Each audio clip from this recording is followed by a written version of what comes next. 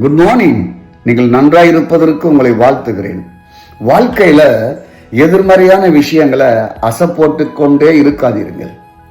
எதிர்மறையான விஷயங்களை எதிர்பார்த்து கொண்டே வாழ தேவையில்லை, வாழ மாட்டேன் முடிவு செய்யுங்க. வீழ்ச்சியின் உலகத்தில் அநீதி இழைக்கின்ற சூழ்நிலைகள் வழியாக கடந்து செல்வது வரதான் செய்யும். ஆனாலும் எங்களை கிறிஸ்துவனுடைய அன்பை விட்டு எதுவும் பிரிக்க முடியாது என்று தைரியமா பேசுங்க, நீங்க வெற்றி அடைவீர்கள். ஆரோக்கியமற்ற சூழ்நிலைமையில நாங்கள் வளர்க்கப்படுவது இல்லை என்று நீங்கள் அறிக்கை செய்யுங்க. தினமும் என்னுடைய சந்ததி, என் மனைவி, என் பிள்ளைகள், என் பிள்ளைகளுடைய பிள்ளைகள் பலத்திருக்கும். செம்மையானவர்களுடைய என்னுடைய வம்சம் ஆசீர்வதிக்கப்பட்டிருக்கும்.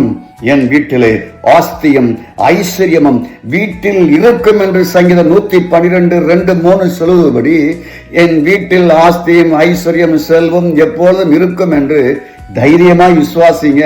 அதே அறிக்கை செய்யுங்க, அப்படியே ஜெபம் பண்ணுங்க.